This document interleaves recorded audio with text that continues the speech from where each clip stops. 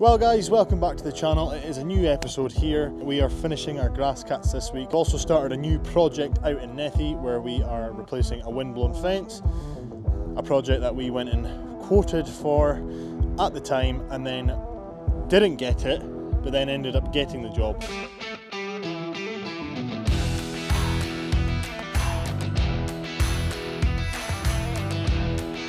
What kind of job you doing?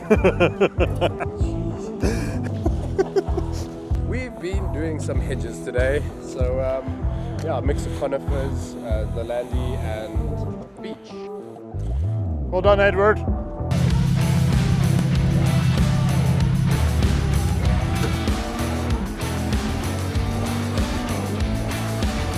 This is you being able to hold me accountable this year, folks.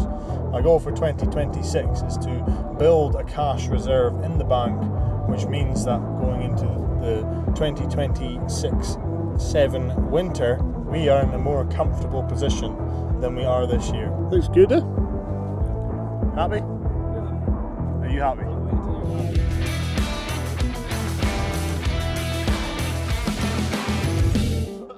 Happy Halloween!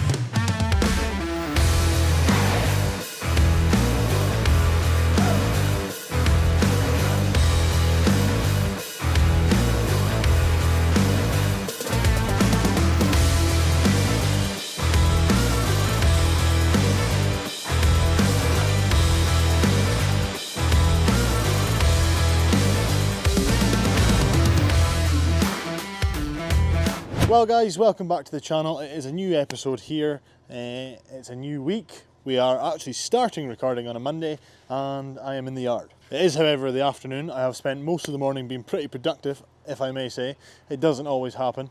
And got the guys out the door sharp this morning. We are finishing our grass cuts this week. It'll be the last of the regular grass cutting, which is always a nice time because by the end of the grass cutting season, the guys are pretty knackered with it all. So we'll get them out the way this week. We've also started a new project out in Nethy where we are replacing a windblown fence. A project that we went and quoted for at the time and then didn't get it, but then ended up getting the job. I'll tell you a bit more about that later. Right now I've got to go and hook the digger on. We're taking the digger and the track barrow out to the job because there's an extra sort of area that needs to be dug out so that we can proceed with the fence essentially. So that is a bit extra work that I came back, quoted for, got accepted, and now we're going to go and probably make a start on that this afternoon. So yeah, it's been a pretty good, successful start to the week. Again, doesn't always happen, so I'm staying optimistic and positive.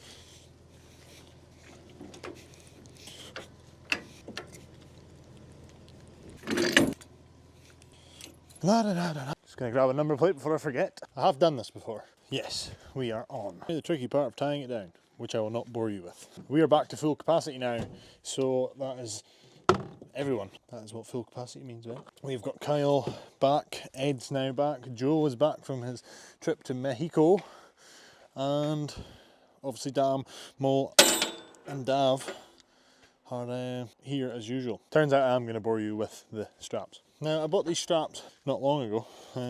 They're only 3-ton straps, but they are a little bit more nimble and easy to use, and they still got the strength to tie down loads like this. So yeah, anyway, we didn't film anything last week. It just wasn't a priority again. I just didn't pick it up. Didn't pick up the camera, and the longer I left it, the more I thought there's no point because there's not going to be any sort of, how should I say, continuation, or like it wouldn't really make sense, the video. So if I'm going to do a video, I'm going to try and do it as properly as I can. I don't want to do it half-arsed and just put content out there for the sake of it. So, because again, it does take a lot to put together. So I thought Monday, it needs to be picked up, it needs to be back with a bang. This still should be week to week, you know, so last Sunday should be the last episode. This Sunday should be, you know what I'm trying to say. We're trying to get back into a regular, reoccurring schedule, but it is easier said than done sometimes. Are we going to connect to my face? Nope. I have mentioned on Instagram and on YouTube that priorities take over, and right now the vlogs are not as much of a priority. Getting work done, getting work in, and surviving the 2025 winter is. One positive is we do have quite a lot of work to get going with, and it can get quite frustrating because you get all these winter jobs booked in that are ideal to do in the winter, but even when the weather is bad, it is quite difficult to go and do them. So praying that the snow stays away for as long as it can. We went through a minor dry spell of work sort of in October time, which wasn't fun. It's frustrating. You want to just go and get it done, and you want to take on more people to try and get the work done quicker, and yeah, but then you've also got to try and make sure that you've got enough work for your current workforce going through the winter months. So I would rather be too busy than not busy enough, obviously. So it's that balancing act that you've got to try and figure out, and it's also quite difficult that I find sometimes to prioritize. It's a weird balance that you need to get of like, you need enough work to keep the guys busy, but then you want to go out and do as much as you possibly can. And sometimes I find myself either not going and completing jobs myself because I think, well, that's something the guys could do and it keeps them busy. So it's like, oh, we'll push that job back, or, we'll make sure the diary's filled for the next wee while. Or do you just go and get all the jobs rattled out and, increase your output, get more staff, etc. So it's something I kind of battled all year. It's a difficult one. We are in a good work capacity, which is good. So it's just trying to juggle that, try and book in jobs that we can do or that are more urgent now, that are more sort of weather dependent, and then try and push jobs back. But then that's what I'm trying to say. You can either push jobs back into the winter months, or you can try and do them where you currently are, and it's that sort of balancing act that, like, if you push it back, are you going to lose the work? So then you want to go and try and do it now, or if I push back the jobs into the winter time, then do I have the diary filled just now? So although that job is ideal for the winter time, could we do it now, and do we need to do it now? It's just that sort of balancing act that you've got to find with your scheduling, and we've not got it perfect. And amongst all the other chaos that this yard and business includes, it's just another thing to think about. Anyway, let's get this tied down. So we've just pulled up onto site with the digger and the track barrow. We've managed to gain access through the garden of the neighbour who isn't here, but I managed to find out who they were and who they were related to, and actually down the road, a few doors down, was the relations, and they said that's totally fine, and actually gave them a business card to say, they said they might need some work done in the future, so that's a win-win. Otherwise, as you'll see in a minute, it was a massive trek right the way down to the bottom of the garden where the driveway is, and we were going to have to put boards down the whole way to protect the grass and use a track barrow or wheelbarrows to get it down there. So it is literally just a short walk through here. So this is the fence, and this is the pile that we are coming to move. Now this is just a pile of like granite stones and stuff that the customer's thrown up to the back of the garden, but is against the fence that is already in. So in order to replace that, this has got to go, and I just told them I don't recommend this being here anyway, up against the boards of the fence. It's going to rot the boards of the fence eventually. And we've offered, now that we've got the opportunity to get through here, to get it away. This is the best time to get it away. So this is the fence that we're replacing. It's about 60 metres of 6 foot tall fence that has blown down in the wind. Further testament to why we use post saver sleeves is because perfectly good fences like this, as you can see, there's nothing wrong with the wood. It's obviously discoloured and it's a little bit green. Perfectly good fence. About 50 metres of it, 50 metres of it, has blown down because all the posts have failed and the wind has snapped them. This section here is obviously a little bit more sheltered, I guess, and hasn't failed, so we're going to have to get these out with the digger. Some people don't even use the post sleeves because it ruins their return business in 10, 15 years, 20 years time, however long it's going to take. They want to be able to come in and do the fence again. I'm not really that bothered about that far down the line. I would rather come back here in 20 years time and say I built this fence and it's still standing strong. That's just me. Anyway, the guys have got a painful task of digging these holes. Hi guys. Hi mate. Do you have your resignation letters for me? Resignation? No. They're not that bad then. They're pretty bad. They're bad like that. So how do we avoid that, Dan? Sleeves. So this job that we're on currently, that the guys have started today, is again a fence that blew down in the wind. We were there the following week of it blowing down. I think it was on the weekend, and I provided a quote to the customer. The customer said, "Thank you for the quote. We were waiting on another price." Fair enough, you know, get a couple of quotes. And they eventually got back to me and said, "Thank you for your time, but we are going with another business." It is what it is. You know, it's always one of those things like, oh, did you overcharge? Did you not? Did you charge enough? But anyway, a few days later, customer came back to me and said, "Ben, really sorry to mess you about, but can we go ahead with yourself, your company, to do the fence?" "No problem at all, we can get you booked in." And that was maybe 2-3 weeks ago.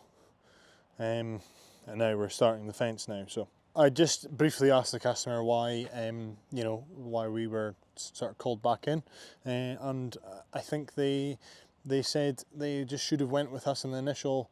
They didn't tell me much. They just said we felt more comfortable with you.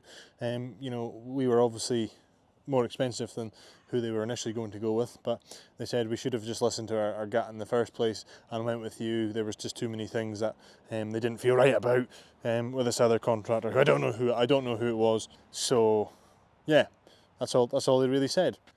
But anyway, the guys rocked up to that job this morning in a sign-written vehicle. I rocked up in a sign-written vehicle. We were all in the same smart branded uniform, and that makes a difference. All these little things make a difference. You want to try and get as much branding across your vehicles and equipment as much as possible. The more people see this, the more people see that, the more they're going to remember it. For example, trying to gain access into that garden, I had to go along and speak to the neighbours, who was relations. I spoke about this not long ago, and he says, "Yes, Morrison's. I've heard of you.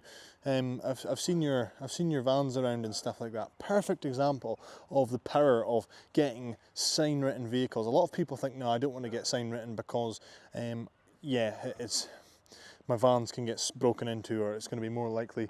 A lot of people are against branding for various different reasons. I appreciate some people say that, oh well, if I've got a sign written van, then people know what's going to be inside it and they're more likely to break in. Whether that might be true, fortunately up in this area we are pretty safe with that sort of stuff. It doesn't happen all the time. It does happen, not all the time, very rarely, but I wouldn't ever let that deter the opportunity that stickering and branding your fleet does, or your equipment, or your staff, making sure your staff are all in consistent uniform. It makes all the difference. So yeah, it was quite nice to get that job back and booked in the diary. They paid the deposit straight away. We now take a 25% deposit up front for most of our jobs. Anything sort of over £1,000, we'll take a 25% deposit up front, just to secure the job in. We know then that the customer is committed to us. We can then commit to them, commit the materials and stuff like that, and it's a win-win for everyone. I thought I'd show you the progress that we're making in the new workshop. We've got some nice windows in for some daylight. We've got a mezzanine deck up here for some storage, just to make some use of the space above here. We've had it painted white, so it's nice and bright. We are waiting for a door to come, which is another significant investment. Bathroom, get the toilet in, new workbench, still waiting to get some plywood on top. This is what I mean about the yard and the growth and the expansion. Like, we've been pushing into this building. I really want to get in here, for the winter time, so we've got a nice warm dry area to work in. So yeah, we want to try and get in here and move the main sort of operations up to the top yard. We will eventually get another container around this corner here, so then we'll have a container on either side of the building.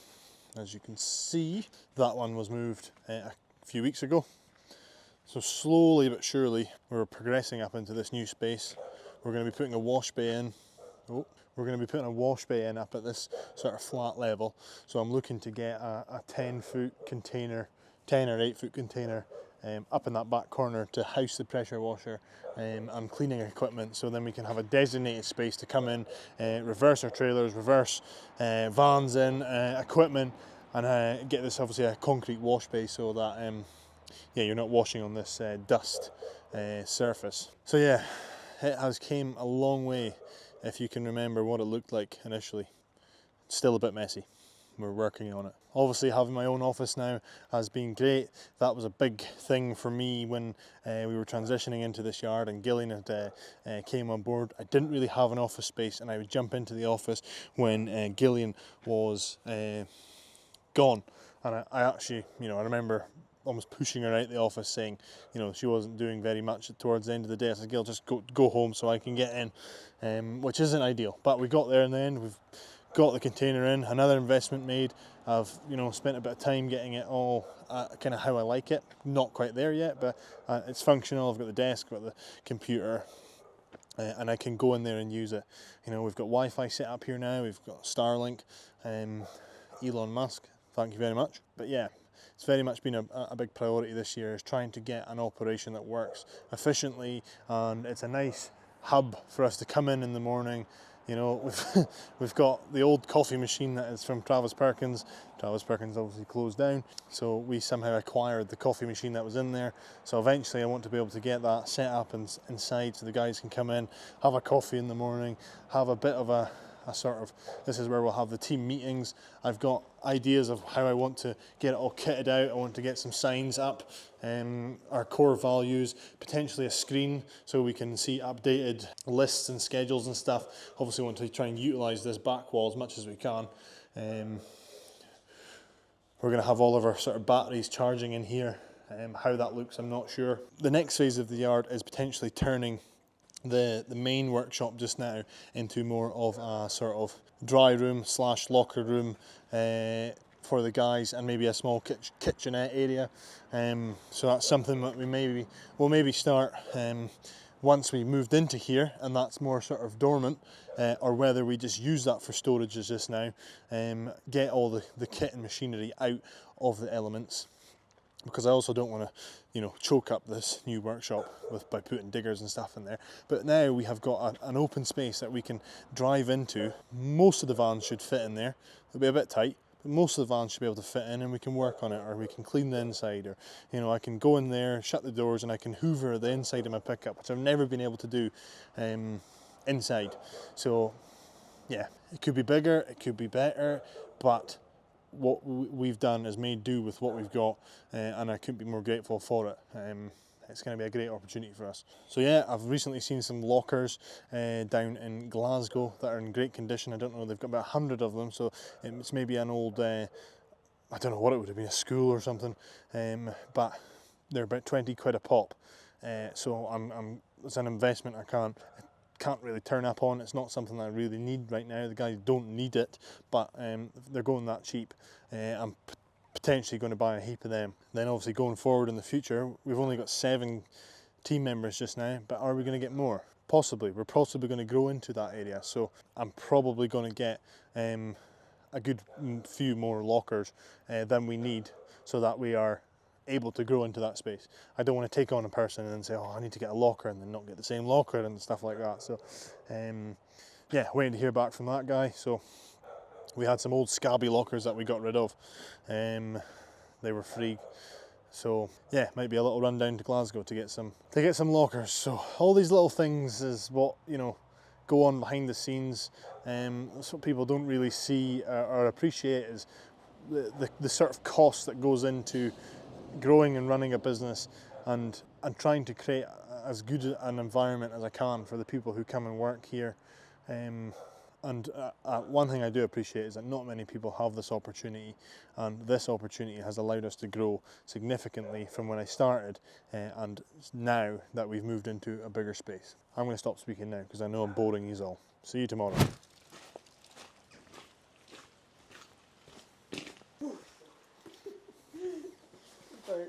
Morning. Morning.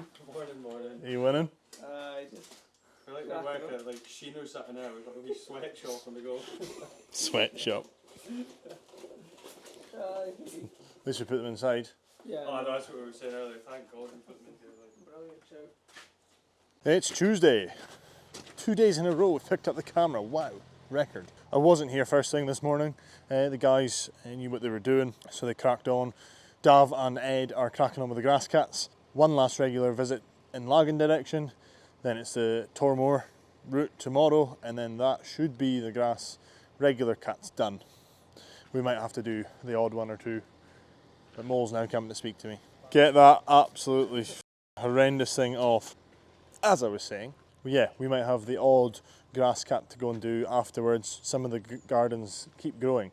We've got some customers that get like green thumb treatments, so they're obviously fertilised and they will keep growing. So we can address that while we come to it. But Kyle and Joe are on a garden sort of cutback clearance. We had a little spell where we went through a lot of those, a lot of the hedges, and then we got tied up on other projects. So it's good to get back into doing them while it's still mild. Obviously don't want to be cutting in too hard of a frost. Obviously hear through the industry that, you know, cutting hedges and stuff when it's frosty isn't good for the hedge, especially conifers. However, in our experience, we've never really had an issue. I think you'd have to have a really, really hard cold frost for it to be an issue. And even then, like, I've seen more damage from cutting it in the direct sunlight, you know, in the heat. You get the scorch marks, but I don't know. It's just good practice to try and do it when it's not too frosty. But this is the thing I was on about yesterday. You want to push these sort of jobs back to the colder months or when you're not as busy, and then the cold weather comes along and pushes it back even further. So it's a bit of a catch-22. Hopefully going to get these posts in today so that we can get cracking with the fence on Wednesday. Dam is just wrapping the sleeves just now. We put the posts inside overnight just so they could dry off a little bit, because just as well we did, it's soaking wet with rain. It would be good to try and get on top of the posts so that we have posts there ready to go rather than having to do it individually for each job. Again, something that we can be doing in the winter time under cover of a warm shed, getting posts and stuff ready for fencing. We're still essentially making money then, because, you know, we charge per post for the install, for the supply and install, and I even thought about even trying to maybe sell posts to people that are already wrapped. Just an idea I had in my head. We've also got a stock of material in the yard now, so is it something that we can maybe start selling as a little bit of a retail shop? But then you've got to be here, you know, all the time, unless you organise times when you are here and people can come in. Otherwise it's a bit chaotic, and then you lose track of what's what, and you need to have a payment system. We actually bought a card machine early on in the year for that purpose, but I just never kind of got around to doing it. Shocker. So I'm going to hook the tipping trailer on and probably head through to Aviemore to get some postcrete. We've got postcrete in the yard, but we don't have quite enough for the job, so I'm going to go top up at MKM. Mole's just loading the van up just now, and yeah, hopefully we'll get that posts that are already in the ground out, get the garden cleared, and try and get the posts in today, ready for tomorrow. We're back to full strength this week, but I just realised that Mole and Damien are off next week on holiday. I knew they were going to be going away, but I completely forgot that it was next week, and it is not the most ideal situations for us right now with the current workload that we've got, the current cash flow pinch that we have, and also the fact that the cold weather is probably going to come in when they come back. So it's just one of those things. The guys obviously 100% deserve to go off and you know, on holiday. That's what they're entitled to. I even gave them more holidays this year. We increased the holidays from 28 days to 33 days as more of an incentive for their hard work, because you do need to go on holiday. You do need to switch off. Will I have 33 days off? No, but yeah, it is important for the guys because it is a physical, hard, demanding job, and your R&R is important. It is important to go and get a break from it, otherwise you start getting burnt out. So yeah, that's where we're at just now. We'll survive, we always do, but as always, trying to be as transparent as we can in this journey called business. Right, so we're on site. We've got the boards and some postcrete off of the trailer. Obviously we've gained access from the neighbouring garden, so we've obviously put boards down to protect the grass and make sure we make as minimal, you know, mess as possible. No mess, that's the goal. So yeah, just putting the precautions in place. As you can see, got a wee track going in there, but Mole's just removing some of the branches that are going to get in the way of the digger.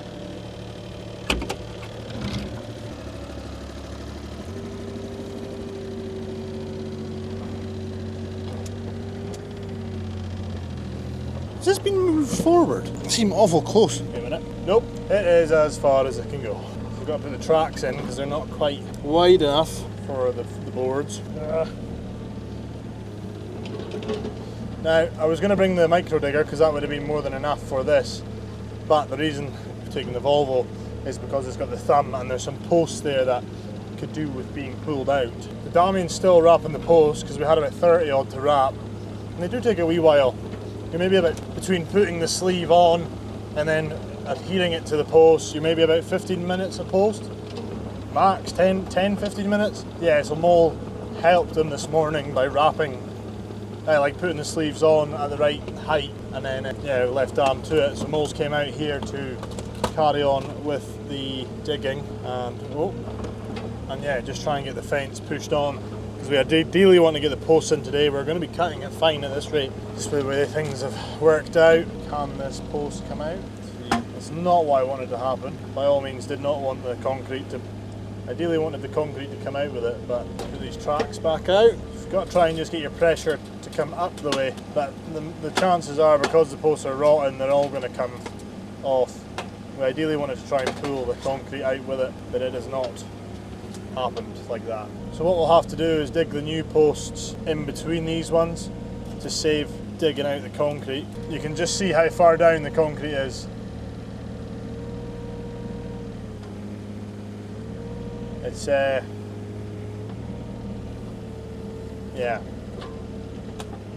It's great when you go to replace a poorly installed fence, because 9 times out of 10 they're not deep enough and the concrete just pulls out with the post and you can go in the same holes. But when you've got a fence that's blown over, the most cost effective way to do it is to go in between both posts so that you're missing the concrete whilst digging. So I don't want to mix this branches and stuff in there. Ideally I want to try and take that on a separate load, so I'm going to put them to the side for now, but we will take that away. And this is why the thumb is one of the most handiest things you can get on a digger, and I don't think I would have a digger without it. Obviously we've got the micro digger, which doesn't have one, but because of the size of it, it can't really pick up too much.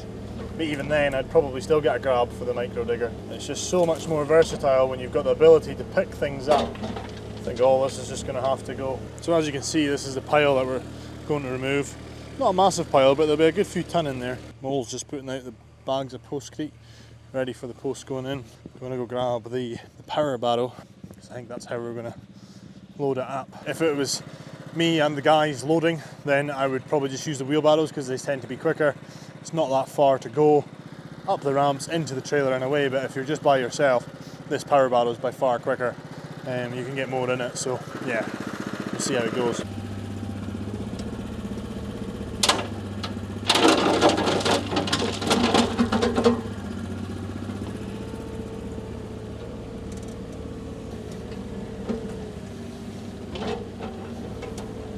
So it is mainly all sort of stones in this pile, because it's full of woods or rubbish essentially. Tell you what, there's quite good stones here, you could use that. Kind of wish I brought the riddle bucket now. Yeah, I don't know if I can take this to my usual place if they want all that rubbish through it as well. But it is essentially just stones, so you can screen that out easily and you've got a nice clean drainage stone. We'll see. They obviously just don't like taking wood because there's not much you can do with that. I think we should be okay to give it to them.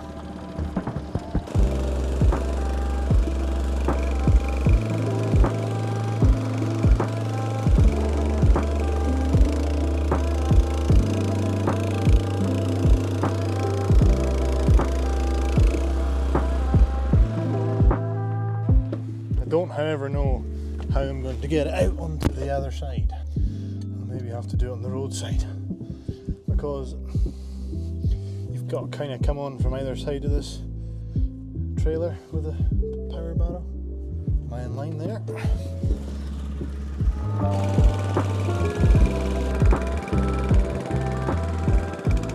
We obviously talk about going into winter and the uncertainty of the winter months.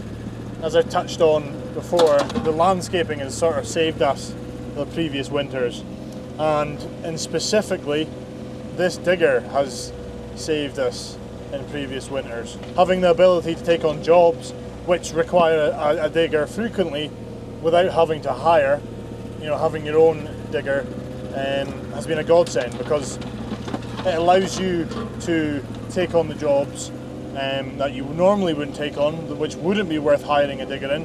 And because you've got your own machine, that higher rate which you still charge is going in your pocket rather than going yeah, going to the hire company. Now, if you only need a digger once every 2 months, it doesn't really warrant you buying one. But if you're using it regularly like we do, I'd 100% recommend it. People harp on about finance and how they don't want to take on finance. This digger cost me £500 a month in finance, and basically if I do, you know, a few days, if this digger is out for a week, it's essentially paid for itself in the revenue that it produces, as in your ability to go out and complete a task, and then also the hire charge that you charge out for as well. So stuff like this, I would rather utilize someone else. I would rather leverage someone else's money than my own money and then make money from that. If I had waited until I'd saved up enough money to buy this digger outright, I would have bought it outright. Yes, I would have had no debt, but then I would have depleted my cash flow or my cash reserve, and then I'd be back to square one. In my opinion, you're better borrowing against assets rather than borrowing against your cash in the bank. But that's just my opinion. Anyway, less chat, let's get this done.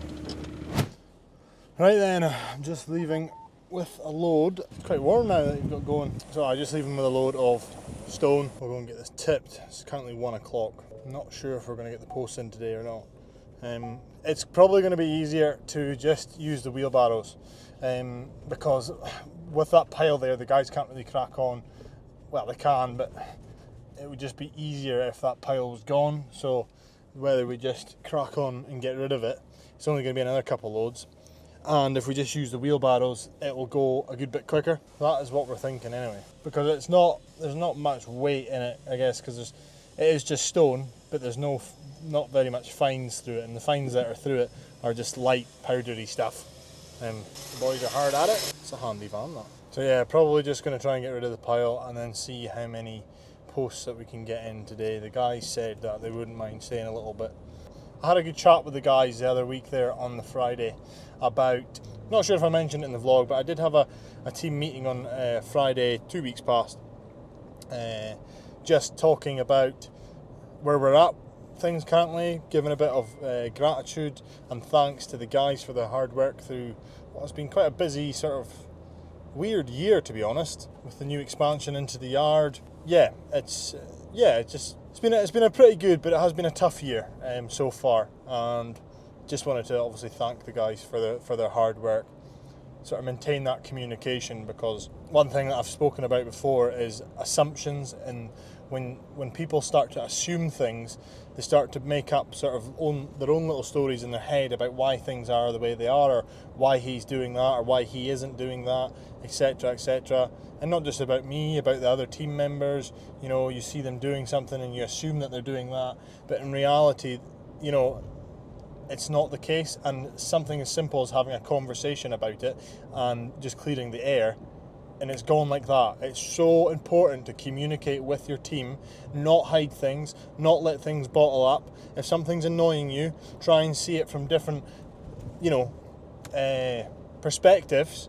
And if it really is annoying you, pull that person aside and say, listen, what is happening right now? You know, the reality is not everyone comes to work in a really positive mood. I try my best to, I do, but it's just the reality of it. Life is tough and it's difficult, and everyone's got their own stuff going on at home. So it's easy to assume when someone comes in not quite a good mood that they either don't like the job, they don't want to be here, they don't care, all these things. And whereas sometimes that can be true, a lot of the times it's not the case, and it's just something as simple as pulling someone aside and saying, how are you? Are you okay? No, well actually stuff's going on at home at the moment, and I'm just not in the greatest headspace. But that's the importance of having that communication.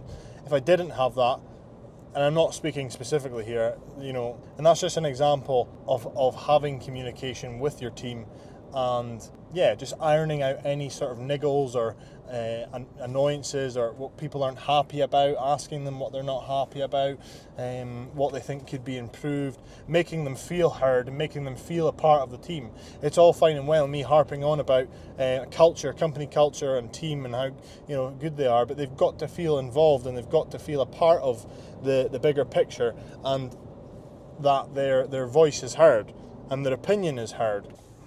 I literally just had a chat with a friend the other day, and the business that they work for has slightly changed hands, and the little incentives that they used to get, they don't get anymore, and it's stuff that he used to notice.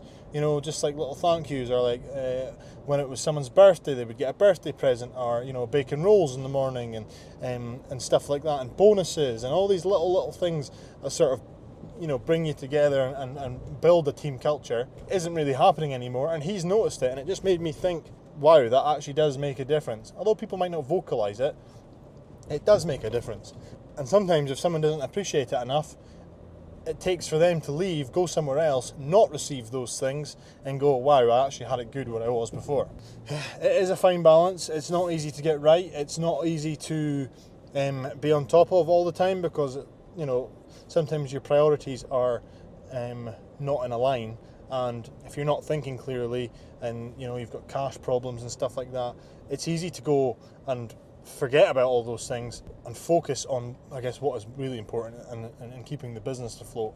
And I've been in that situation where we aren't in the greatest position, and I don't think as rationally as I should. I don't make the best decisions because you're in survival mode. You're very reactive instead of proactive, and it is easy to get lost in all of that and then also leave your team behind. So even if that is happening, it is important to maintain that communication with the team. Tell them where you're at just now. Don't hide things from them. Obviously, they don't need to know certain things that are going to worry them and such, but be open and transparent, because otherwise they just assume that everything's hunky-dory, the boss has got it all fine, he's making loads of money, you know, we're out there making the money for him, and it really isn't the case. And just having that transparent, open book with your team is very valuable, and it just, again, irons out any assumptions that say otherwise. I'm very transparent with the guys and what things cost, and you know, the issues that I come across on a daily basis running a business. So yeah, it's just one of those things that I found value in, and I really do feel better having conversations with people, making sure we're on the same page, making sure that I'm doing as much as I can for them, and yeah, it's important. Right, I'm back on the road again with the second and final load of material. It wasn't as much as I thought it was going to be. The pile looked quite misdeceiving, but I reckon if it was denser and it wasn't just stone, then it would be a good bit more. But yeah, left the guys to it. They're going to get the digger and the track barrow back out of there and just have a general tidy up. We have accepted defeat in the fact that we weren't going to get the posts in today. Yeah, I had all intentions of just me chipping away with the pile that was there, but then by the time Damien had wrapped the posts this morning, and then the other holes were to be dug, and then we needed the digger to pull out the posts, it maybe was a little bit ambitious. We're still in the green, we're not in the red by all means, so if we can get the posts in tomorrow, I can possibly pull the guys off onto another job to go and fill the rest of the day, and then the fence will be ready to hopefully just get boarded on the Thursday. Yeah, should go for that. Kyle and Joe are making good progress. They finished their job early, and they managed to go and start another one, which is always good. Yeah, it doesn't always happen, but that's the importance of having fill-in jobs for when the guys, you know, finish early or get done in good time. Then you can go and squeeze in another job and get that extra bit of revenue in, and that sometimes balances out the days that don't go quite to plan, and you have to revisit. That sheep looked like it was dead, maybe just asleep, and then you have to go and revisit the property the next day, which eats into that day's revenue and that day's loss of earnings essentially. It was just a small tree to go and cut out, a small cherry tree, and then stump grinder too, but we'll see how they get on. I told them, you know, if they're going to be pushed for time, don't worry about it too much. Yeah, not to worry about it too much, we can grab it tomorrow, since we are ahead of schedule. Kyle, Joe, Ed and Dav are going to go to Tormore tomorrow to get the grass cut, and then they're going to jump on the topiary for the afternoon. They tend to get the Tormore finished relatively early, and now that we're not doing the communal bit, the communal area usually stops a bit earlier. It will speed up the process, so they're going to have the afternoon doing the topiary. We're pretty much there with the topiary, not quite finished it yet. But yeah, another day or so should see it done, and then hopefully we'll be moving into some more winter work at the distillery. Yeah, work that can be done in sort of all weathers, trying to utilise that. A good example I would use for what I talked about in terms of when you're not in the best place financially, or there's not the money in the bank that there needs to be, that you don't make the best decisions. And a good example of that is work like the distillery, which is great work. It's great opportunity, great for the portfolio, and pays pretty well. However, because they take over a month to pay most of the times, sometimes you're needing that quick cash, and it's maybe not the best way to operate. So when you need that quick cash, you potentially do jobs that don't necessarily need to be done then and there, but you know that you can go out and do them and get the cash in the bank. Whereas if you can utilise somewhere like the distillery as much as you can, when the time is right, there's probably more that we can do at the distillery if we allocated more time to it. However, because it is not a quick paying customer, then it's one of those ones that we don't prioritise as much, which sounds silly. It's ridiculous, really, because it's a great opportunity, it's a great customer, it's a commercial client, which is what we're trying to get more into, and yeah, it's just one of those things. Don't get me wrong, we obviously still go to the distillery every 2 weeks to cut the grass, and we've obviously been doing the topiary. It would be easier to go and prioritise the distillery for work if you had a cushion of cash in the bank where it didn't really matter if you had to wait 30 days plus 30 days, 40 days for that money to come into the account. So yeah, it's just one of those things. I just thought it was quite a good example, and I'm sure I'm not the only one who's in that position. My goal, and this is you being able to hold me accountable this year, folks, my goal for 2026 is to build a cash reserve in the bank, which means that going into the 2026-7 winter, we are in a more comfortable position than we are this year. I do not have to tell you this, I do not have to share that information with you guys, but I owe it to the people who tune in every week and they expect that transparency from me, and that is why they tune in, because a lot of the times you can feel very alone in this industry, never mind business alone, but I can assure you, you are not alone. I can assure you, you're not the only one who struggles. And if that is any liberation to someone, if it's any, peace of mind for someone, then by all means I will share and be as transparent as I can without jeopardising the business. People always just say to me, well, you share too much, and do you not feel like vulnerable, and you're putting this like delicate information out there. It's just one of those things. It's like, I don't really care. Obviously there's certain things that you cannot share. There's just certain things that need to be private and need to be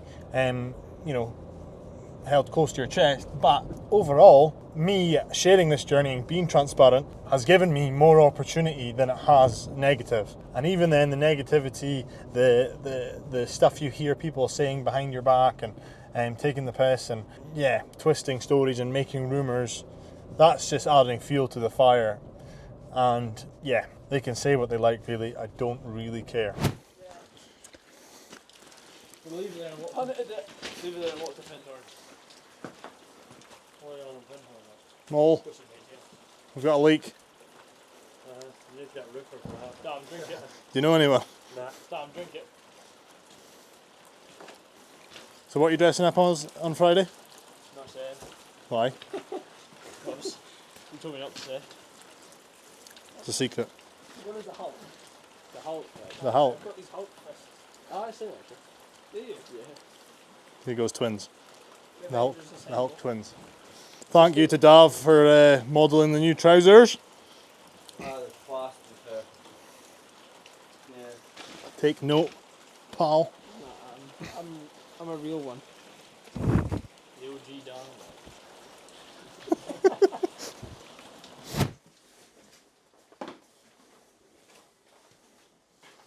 Where's yours? What?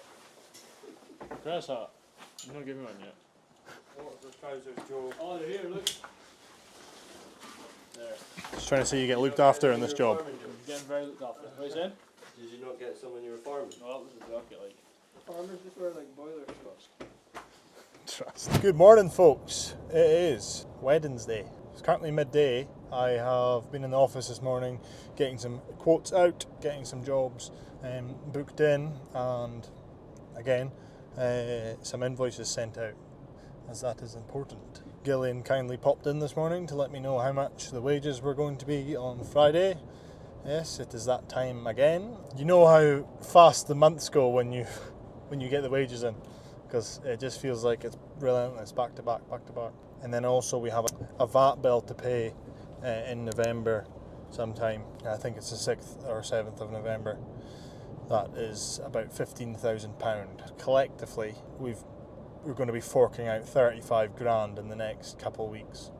So yeah, great fun. It's funny, I was speaking to someone about this before, but these numbers, they almost just turn into figures. They literally just, you don't really see that as 35 grand, you just see it as figures to pay out. And you know, this fence that we are doing this week, you know, if we get that paid in time, that'll be going straight back out. Yeah, the more you grow. Christ, I remember taking on my first £1,000 job and I felt like I was rich.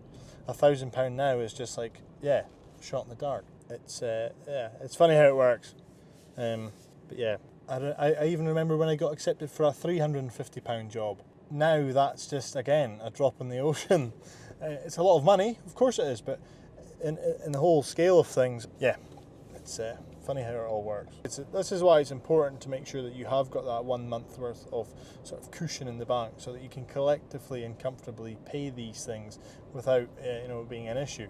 Cash flow will always be a difficult one in business, but the more you can get on top of that, the better it is. You know, the more of a sort of cushion in the bank, the less of a stress that it will be. And you know, again, I could not share this with you guys. I could pretend it's all hunky-dory, that we've got plenty of money, but that would be lying. And I've almost only got myself to blame for that. I should have been more on the ball with my cash flow projection and not overindulging too quick, too soon. And it's very easily done when you're trying to reach for the sky, reach for the stars. But here we are. We will get through it. We will get the wages paid. We will get the VAT paid, and we will move on, like we always do. And we've just came in to get some material, and it doesn't appear to be ready for it.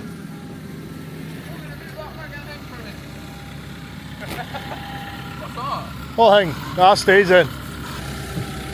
No pressure. Oh.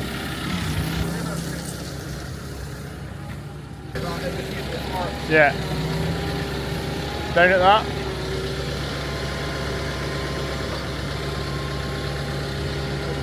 Yeah, you're fine at there. Well, what to do is put it down first and then take your forks out. Back on the road. Just got loaded up with some more boards. We didn't quite have enough of the stock in the yard. I mean, we had nowhere near enough. Even the boards on here aren't enough.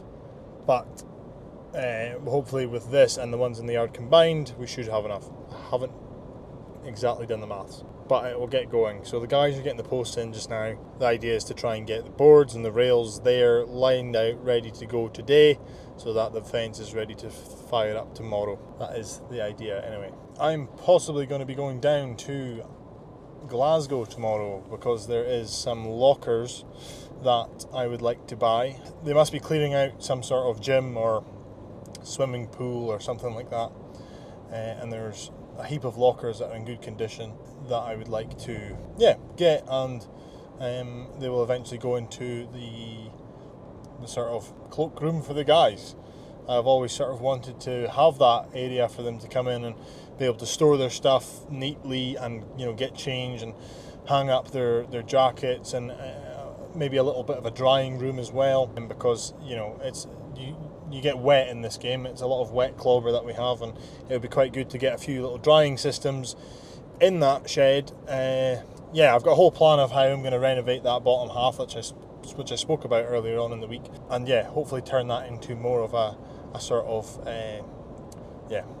cloakroom, changing room, dry store, and then maybe a wee bit of a kitchenette area as well. That is the future idea. But these lockers were up for £20 a pop, and you cannot buy them for anywhere near as much as that, and if they're in good enough condition, then I don't see why not. So we have a wee bit of a trip down to Glasgow tomorrow morning, all going well if I get things organised. Just trying to get sort of, you know, information from the guy where it is, if the lockers are sort of tied together.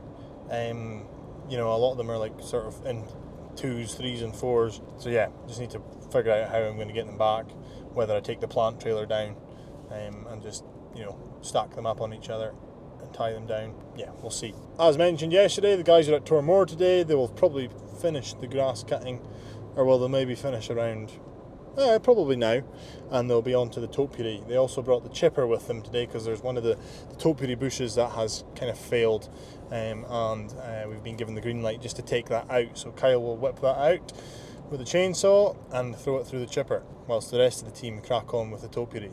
And I am on material runs.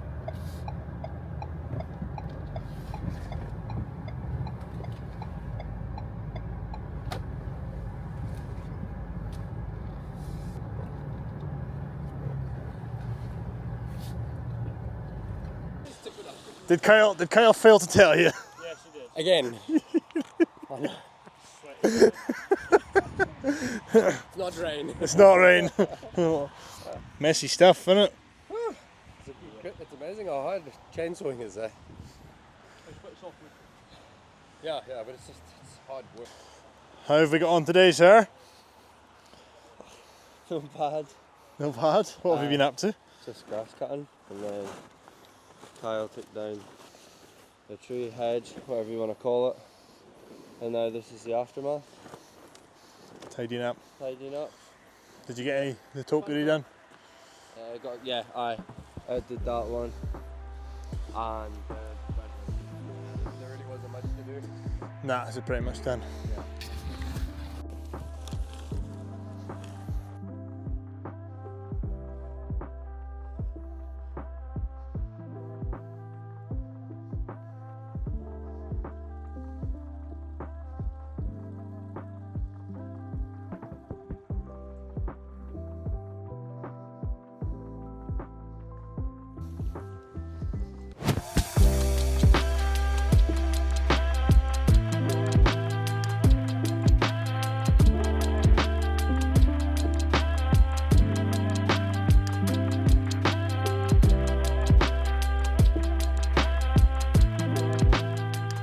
Well folks, good morning. It is Thursday at 7 AM. We've been on the road for about an hour. Just wanted to try and get down sharp. We should be there for around 9 o'clock. We're away down to Glasgow to get some lockers that were for sale. Again, this isn't something that we need right now, but they're there, they're a reasonable price, they're what I'm after, and yeah, they don't really come up for sale very often or in good condition. And it's all a part of the bigger plan at Morrison Lawn Landscape. I very much want to build a sort of a comfortable working environment as much as I can. Obviously, all of these things aren't necessary, but they make your working experience better. You know, if you come in and you've got somewhere to keep your stuff and keep it organised, and it just makes the whole sort of work environment a little bit more proper and just organised, just a bit more structured. And yeah, I've got a lot of ideas of like the signage and stuff that I want to get for the shed and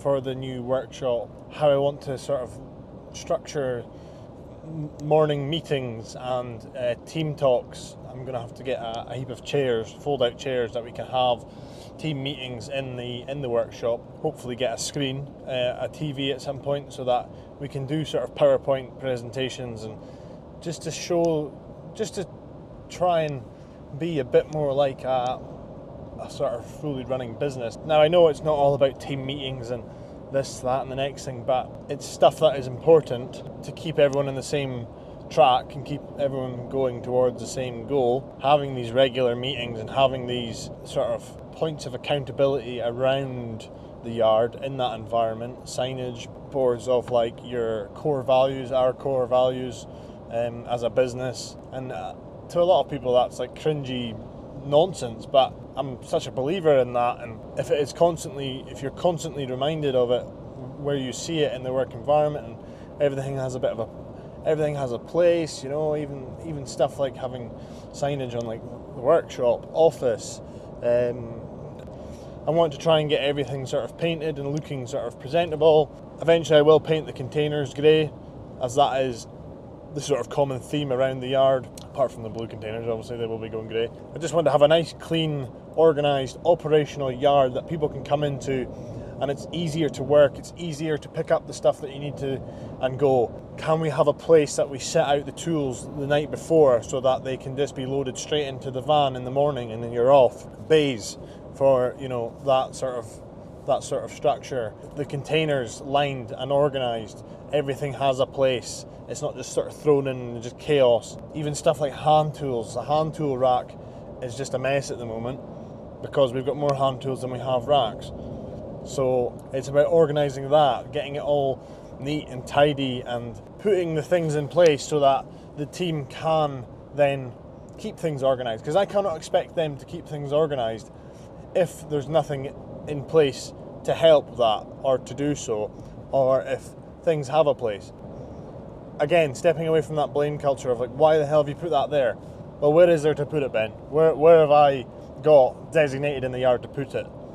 If there is a regular spot that it gets put, have I shown that person? And if I have and they haven't done it, then it's their problem. These things will all come with time, and I appreciate I am probably in a better position than most in terms of my availability of a yard space. And the sort of luck that I've had with that. Don't get me wrong, it's taken a lot of time, money and investment, but to have that opportunity to have a yard space to grow in, where everyone can come in the morning, where we can store materials, we can store all our tools, we have a workshop, we have power, etc.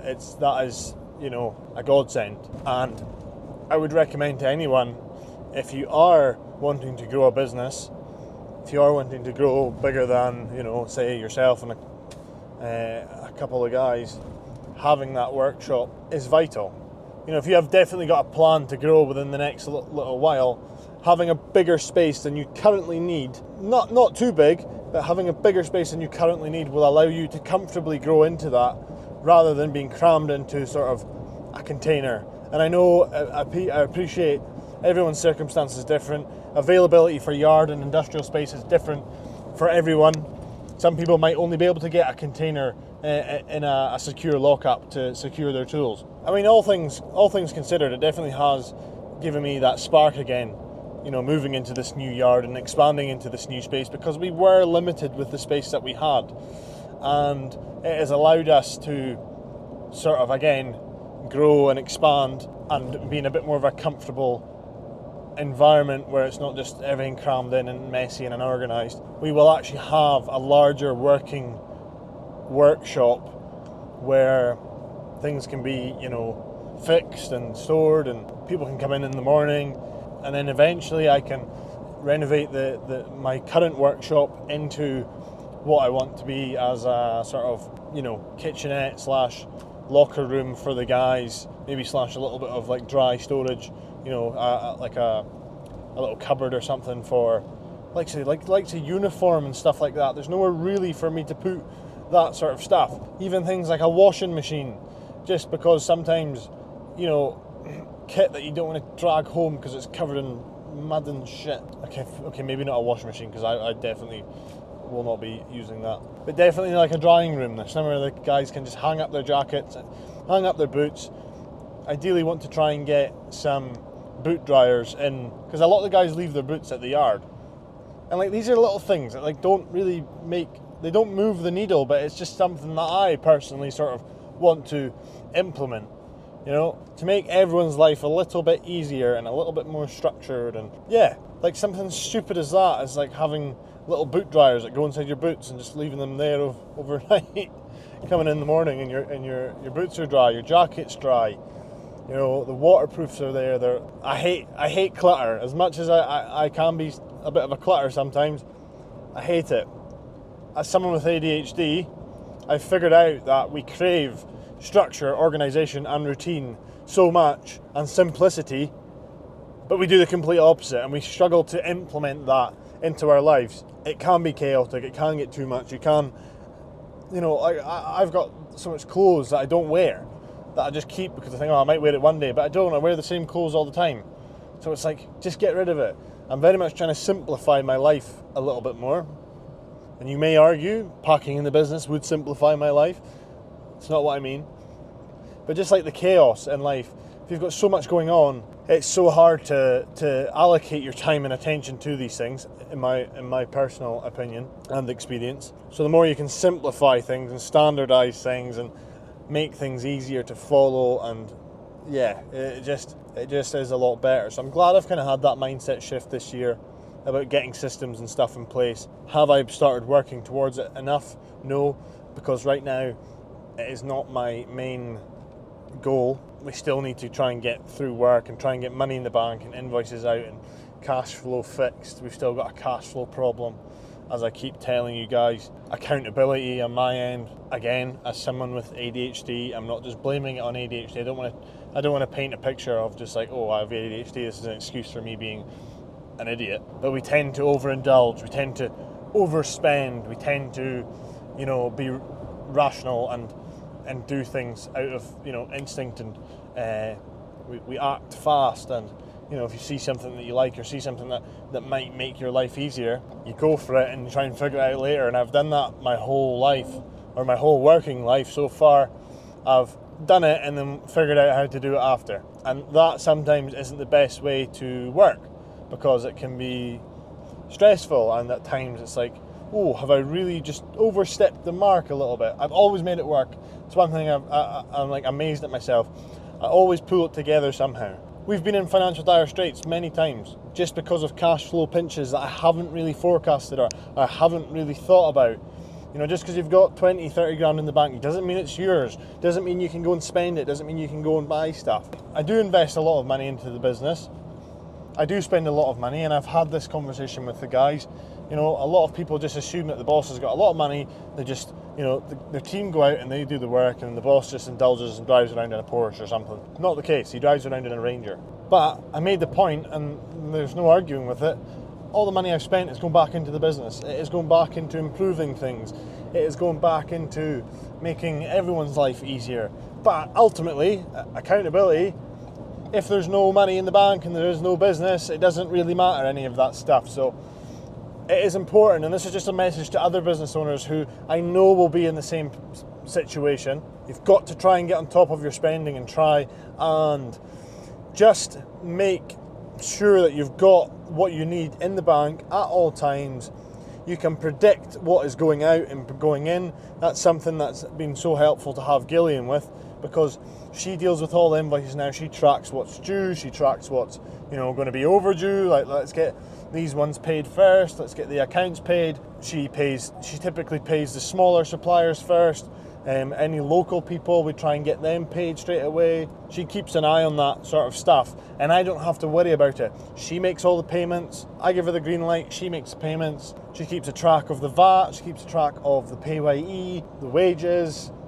I don't have to deal with all that stuff now, which has been great, because it's allowed me to go out and do other more important tasks, which is managing the business, getting more work in, sales is the most important thing, and just the day-to-day runnings of it. And when we're in a better position, I really want to try and dial down and focus on trying to implement systems and stuff in place. And the reality is, there's just so much to do in running a business. It's just knowing where to start and knowing where to stop. Where is your time best allocated? Where should you be? What should you be doing right at this moment in time? What is going to move the needle for you and your business? A lot of these things I struggle with. The guilt of if I'm on the tools, I feel like I should be off the tools, and if I'm not on the tool, I feel like I should be on the tools. A lot of the times it is just a mental battle that you're having, and you've just got to try and adjust your mindset and work on yourself as much as possible. It's something I've taken great value in doing this year, working on myself, trying to be more resilient, trying to be a better version of myself so that I can then go out and operate at a higher level. I can be there for the team, I can be there for the clients, I can be there for myself. More importantly, I cannot stress the importance of fixing this up here, not even fixing it, just developing it and strengthening the mind, because it is a mental battle the majority of the time. I may not go home from work physically drained much anymore, but I certainly go home mentally drained, but I've done it to myself. so nobody's coming to save me. Anyway, we're going to get down to Glasgow. We're going to see these containers. I've got the plant trailer on because the tipping trailer was full of materials from yesterday. I'm not sure how we're going to get them on here, like how we're going to tie them down. I've got a heap of straps. We'll just go and see what we can do. Yes, I know what you're thinking. He went all the way down to Glasgow, which is a 3-hour journey. For the fat, look at the load. If it's on, it's gone. Yes, I did. Good bit back up the road. We've probably got another hour to go. Stopped in at House of Brewer. Just trying to get something to eat. Probably the most expensive place I could have chose to eat. But it was either that or McDonald's, and nobody ever really feels good after a McDonald's. So here we are. I haven't been in here in a while though, so.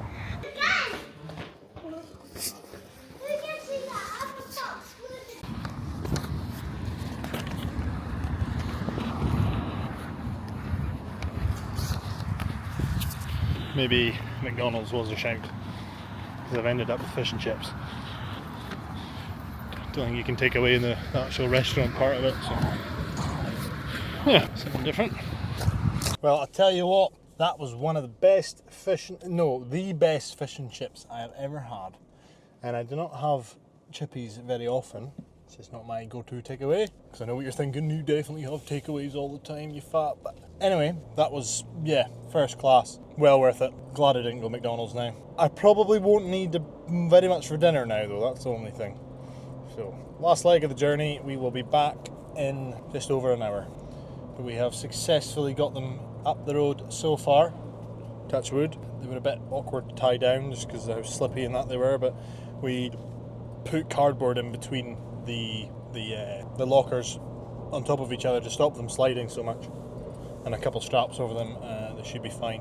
They're not perfect, there's obviously little marks and that on them, but for what we need, they're great, and I've got 14 of them, so yeah, we've got way more than we ever need right now anyway. And I just wanted to make sure that going forward, if we ever do expand the team, that I do have the facility to facilitate that, you know, because as I spoke about before, we want to ideally have our core team and then also seasonal staff. So seasonal staff that will come and go.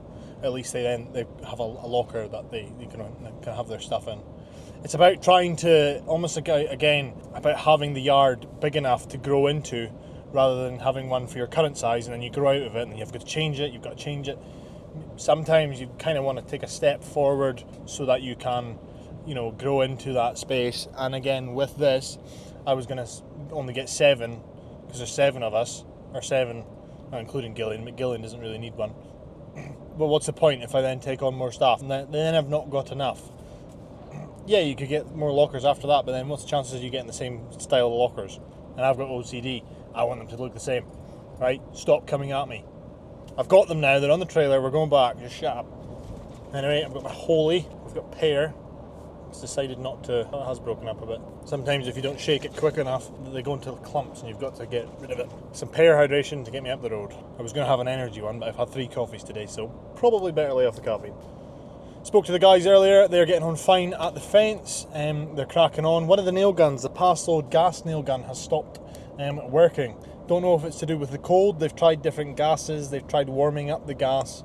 They've charged the battery and it's still not really firing very well. So yeah, we've got the DeWalt battery one, and then I've managed to get a shot of my uncle's battery DeWalt gun as well, so they can both crack on with the boarding of the fence. So they got it all railed, and then the idea was to start from the middle and work either way, so that we're boarding twice as fast. So hopefully they'll get the majority of that done today. Probably going to have to go back tomorrow and just get a wee bit tidied up. Kyle, Joe and Ed have started a hedge trimming job, a pretty big hedge trimming job locally just outside of the town. A sort of hedge that follows the perimeter of the garden, mixture between beech and conifer, and then also a lot of the shrubs as well. So they went and made a start on that today, which is great, and hopefully I'll be back around 4 o'clock, so I'll catch them all before they go home. I haven't told the camera yet, but we have wasn't my idea, just letting you know I am a good boss and I do look after my staff, but we collectively Damien and Mo, agreed that we would do a Halloween Friday, because Halloween is on this Friday, and I said to the guys, we all need to come in dressed up in a costume, because I've got Enrico coming down to film a Halloween special. If all goes to plan, the only two people that come in on Friday dressed up are Dav and Joe. So hoping they come in a pumpkin costume or something, so we can get a laugh. It's character building, it's not bullying. You know, we were initially just going to do Joe because he's the youngest, but then we thought we'll do Dav as well because Dav wasn't with us when we made it up. So I put messages into the chat, and then I pulled Kyle and Ed aside, and Gillian said, don't worry, we're pranking Joe and Dav. So I'm going to try and get it on camera. I will. If I can remember, I'll try and get it on camera. So yeah, that'll be quite funny. It's like inviting your pals to I don't know, a stag do and telling them it's fancy dress, and only one turns up. So yeah, we'll see what happens there.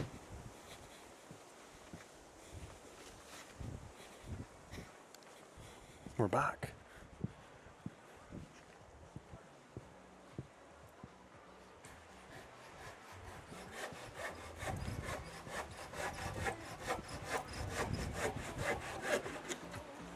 What kind of job you're doing?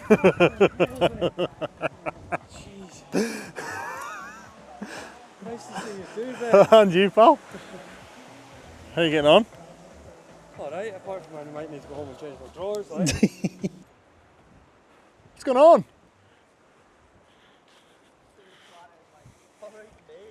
How are we getting on? Look at you in civilian clothes, eh? Civilian, this is my driving attire. Is that a John Deere, like? Does it look like a John Deere? John Deere. What's the crack? No much. Seeing it. Fencing. Fencing. Are you? Here, actually looks quite good with a hit and miss. Aye. Really cool. 3 hits and a miss. We had different coloured boards, so we've mixed them in. We were a bit on the fence at first, but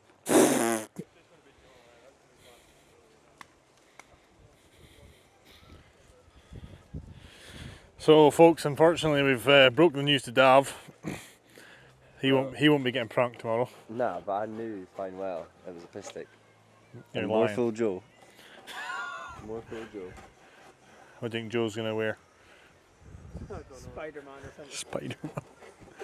Spider-Man.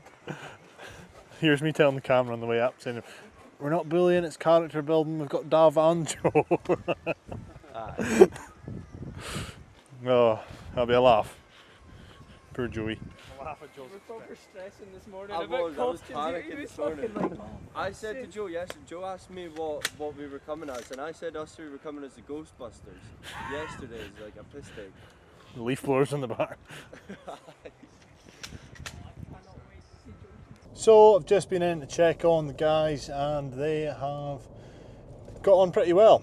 I had allocated 2 days for 2 people to erect the fence, so between getting all the materials there, getting the rails on and getting it all boarded, 3 of them were there today. So if one person goes back tomorrow to get it finished, yeah, they're hopefully going to get it in, like, do it in a way that they're hopefully going to get it to a stage where it's ready for just one person to go back with a nail gun and nails and fence it.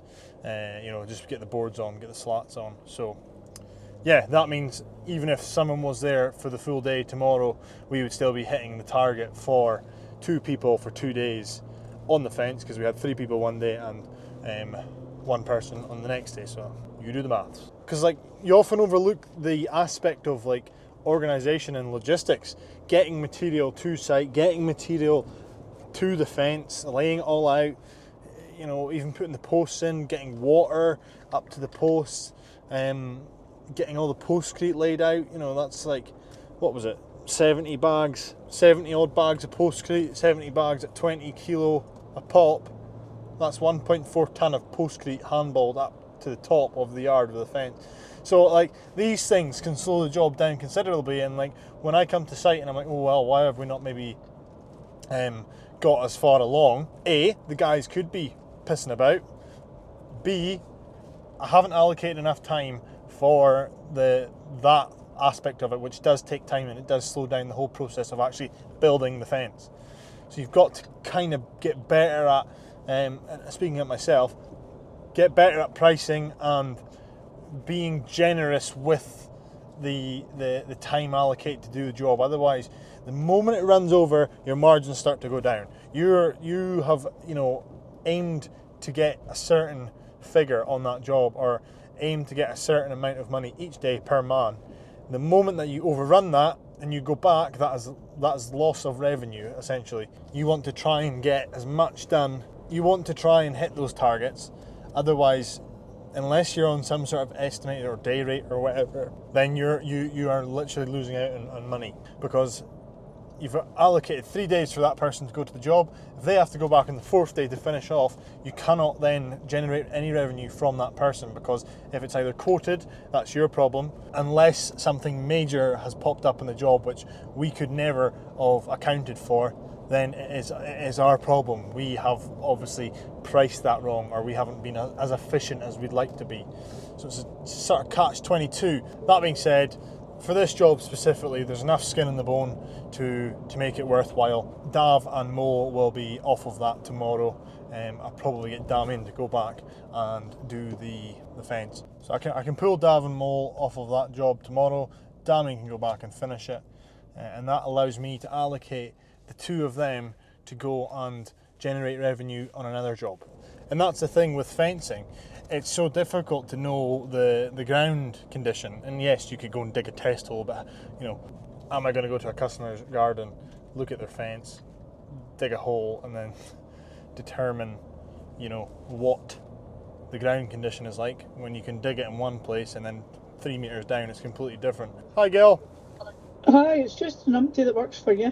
I forgot to turn the heater down in the office. It's right up at high. All right, okay. Will it be all right? Or?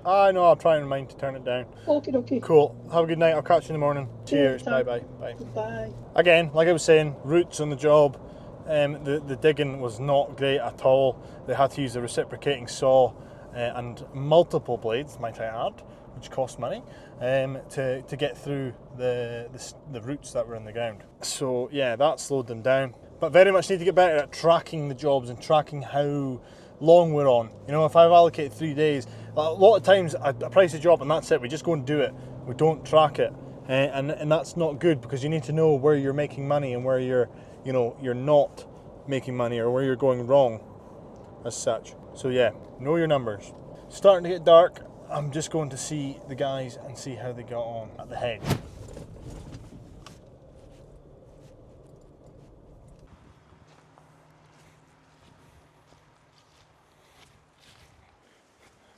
Hello, sir. How are you getting on? What the heck? Got a big log there.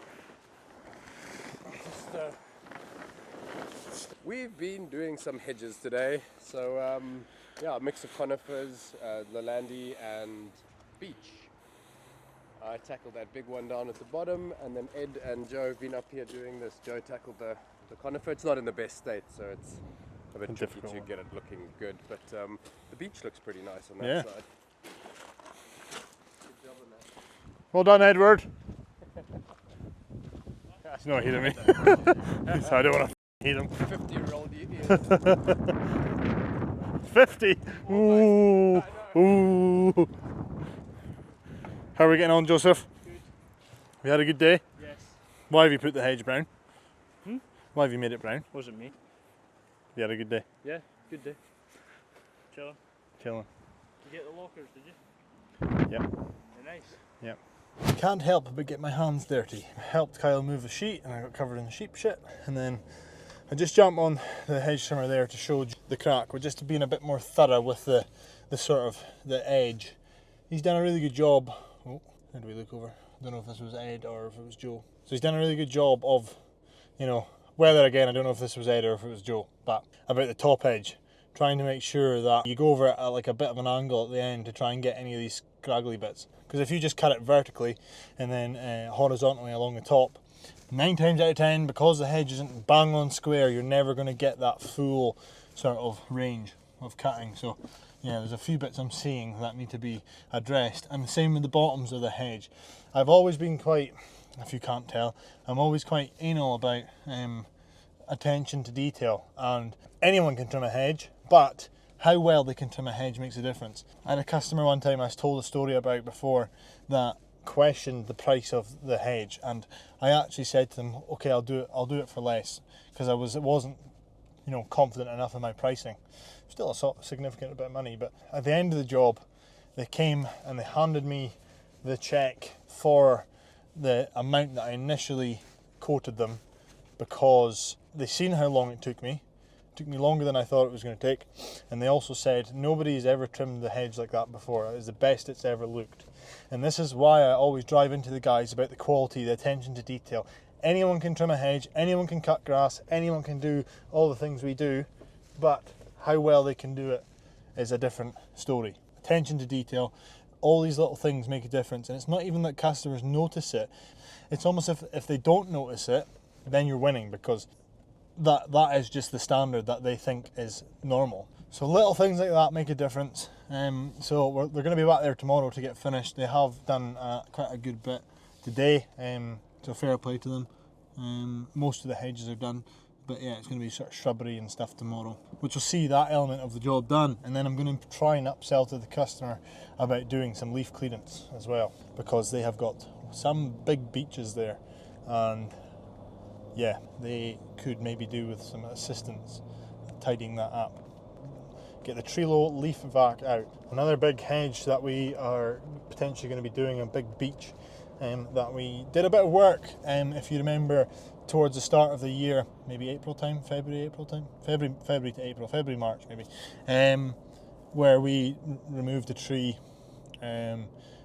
cleared the roadside cleared the driveway basically going up, left and right of the driveway. We had a right good tidy up, and they've got big beech hedges which we never did at the time. But since then the customer has been back in touch about me possibly doing them, so we might be doing them as well. Kyle did say to Joe about doing the top and just doing that little angle, but we've kind of got to go and show him exactly what we mean. So I jump on the hedge trimmer and I showed him exactly, and he says, oh, I know it's a different straight away. So it's just these little things leading by example. Again, if nobody's showed him how to do it or what to do, you cannot expect him to do it.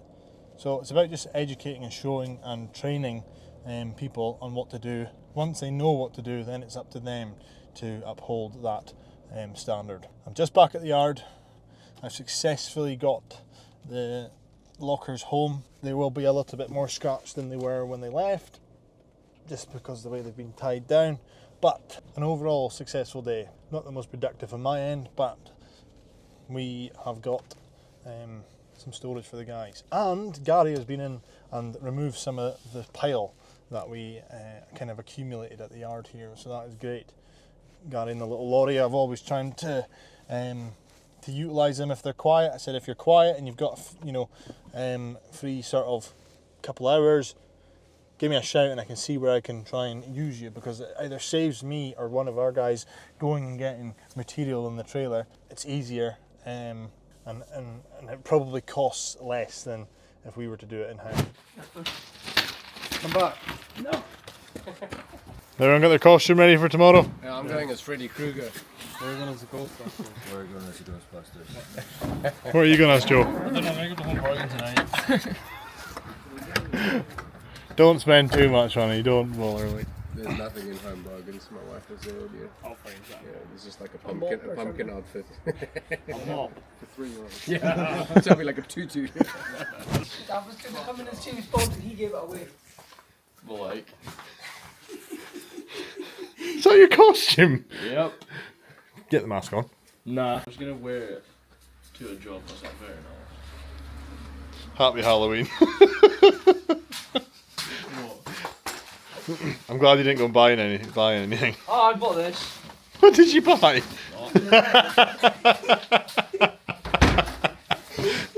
How much was it? Like 39p. 39p, I was going to say I'll reimburse you, but you can keep it. Yeah, like honestly 39p.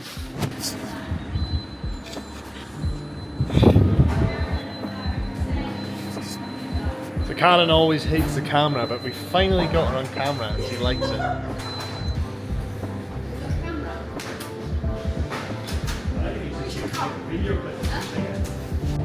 You're telling us something, Megan. Is there no cheese? What? Are you having a child?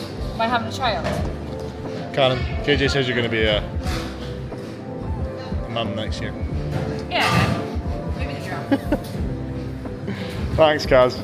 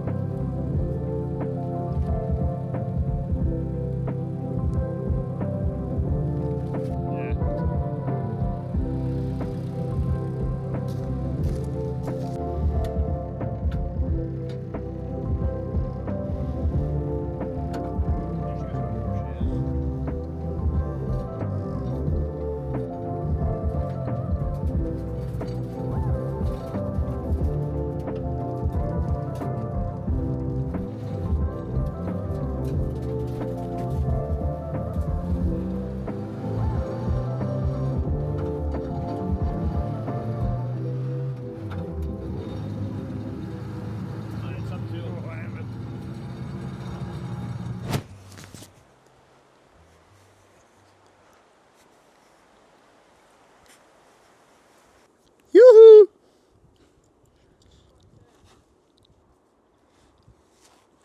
Looks good, eh? Yeah. Happy? You're happy. Are you happy? I'm waiting until you're happy. I'm happy. Only if you're happy. I think it looks good, eh? Good job, mate. Every day to build the fence and you never put one board on. Oh no! You've done all the donkey work. Yeah. You didn't put any boards on yesterday? These boards are the Right, I'll see you back at the yard. Hello there! Right then, it is Friday, guys. It's currently 2 o'clock and I am on my way to look at a job. Just popped in to see the guys at the fence. They've done a great job. Really pleased with how it's went. I've had minimal sort of input on the fence. I was obviously there sort of through the week to help clear that pile. But the fencing, again, that's something that Damien has sort of undertaken alongside mainly Mole, and Dav has had a day there as well. So big thank you to Dam and the team for getting another great job in the bag. Customers absolutely delighted. We were not the cheapest quote, however the quote they initially had, they just weren't getting great vibes. So yeah, we essentially got the job. So it doesn't mean everything to be the cheapest. It doesn't have to be the be all and end all. When you're investing a significant amount of money into doing something in your garden, unless the jobs were going to be exactly carried out to the same standard, which is pretty much impossible because each business is individual, although there is a rule of thumb on obviously how to install things. The customer said they're absolutely delighted they went with us and they wouldn't hesitate to get in touch again if they need us. So that's good. Great to finish off the week on a high. Kyle and the team have finished up at their hedge trimming job today. They've got that done in sort of record time, which is good. This customer with the fence has already paid their bill, which is very helpful because we paid wages today, so that will hopefully float the cash flow up again before next week, where I've got to pay another 15 grand worth of VAT, 15 and a half actually. So yeah, what started off as a kind of anxious start to the week has turned into a little bit better. Yeah, the guys have all performed well this week. They've worked hard. We've had no sort of major hiccups, and yeah, just been kind of on the ball a little bit more this week. Mo and Damien are going to be off next week. I think Damien's away Monday to Friday. Mo is off on Wednesday for 11 days. He's going away holiday, so we'll be 2 men down next week, but we've got quite a bit to crack on with in regards to sort of the general clearance work that we do, hedge trimming, general tidying up for the winter. We've got a lot of like annual return jobs that we go in the garden and we give it a right good cut back and haircut for the winter months, and that just puts it into dormancy, and yeah, it's ready to go again in the spring. So we've got a few of them to go and do. We've also got quite a big project to start where we're basically going to be spending the best part of a week in a garden, getting it back to a blank canvas. The garden has just got on top of the customers, and they want it sort of revamped, essentially. A lot of the grass and weeds they want dug out, and yeah, just a right good overhaul of the whole garden. That includes using the digger with the riddle bucket to try and free up the ground. It's quite compacted and stony, and there's basically just like a layer of like grass on top. So I'm going to bring the machine in to do that, which is what I call extreme gardening. Basically, yeah, the bed's just going to try and strip off the top layer. A lot of it will have to be done by hand, but it will just make lighter work of what is quite physically demanding work, digging out weeds and grass and such. So it will certainly keep the guys warm. So yeah, we've got a good bit to go at next week. I'm just trying to keep up this momentum. I don't want to go into the colder months, January, February, with less to do. We've obviously got Tormore, the distillery. We've got to go and do a good bit more there. So between those jobs next week, we will start getting the leaf clearance on the go. We've got a little bit more to do in terms of the leaves this year. The leaf vacuum has been fixed and it should be running. I haven't started that myself, but it's back in the yard and it should be running, and that will assist greatly in cleaning up the leaves.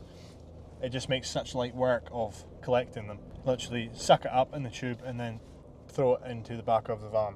That is the sort of work I like.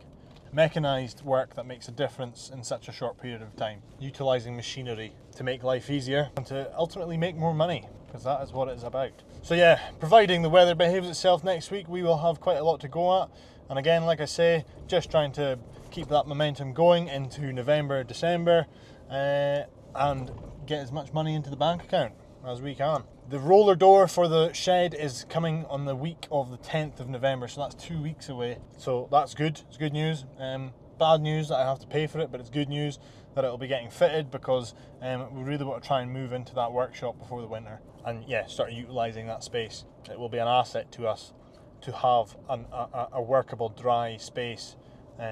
Yeah, I'm just really grateful to have that opportunity this year. Obviously we've got the workshop that we've currently got, which is the shed. It's the sort of main hub that we all go into every day, but it's not that big.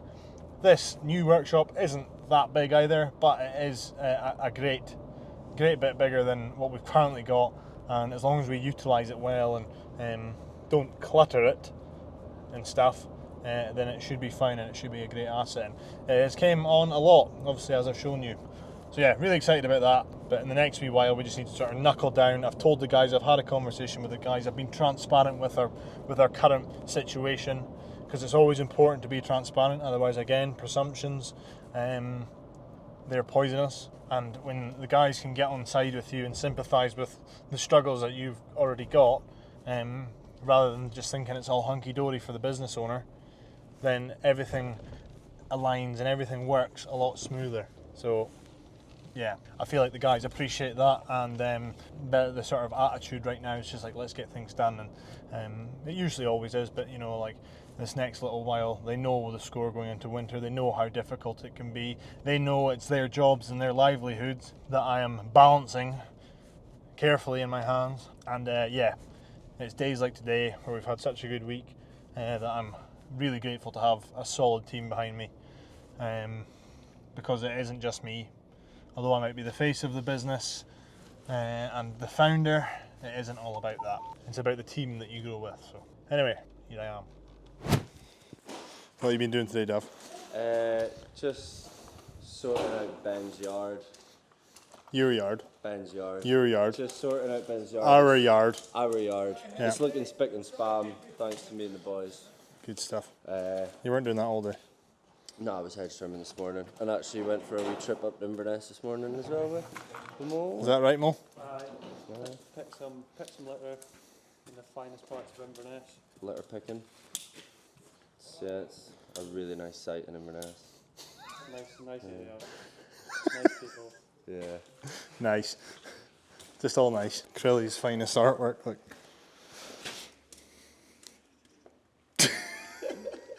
Cheers. Like, it's Friday, we're all back in the yard, just getting wind down for the week, and yeah, successful week.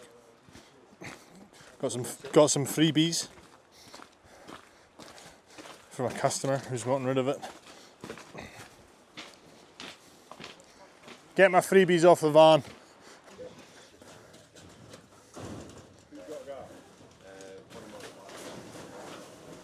Nice. More towards you, I'll just. Yeah. Who's number one? Me. Tom, you want your jackets in here? Hi Ray. Hi Ray. How you getting on?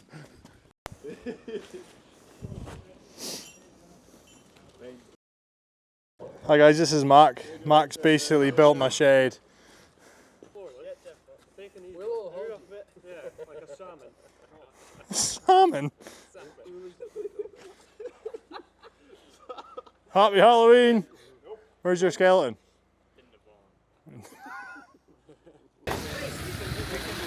See you later! Yes, yes. Bye mate! Bye, mate. On your service. Next off the session, What's that, mate?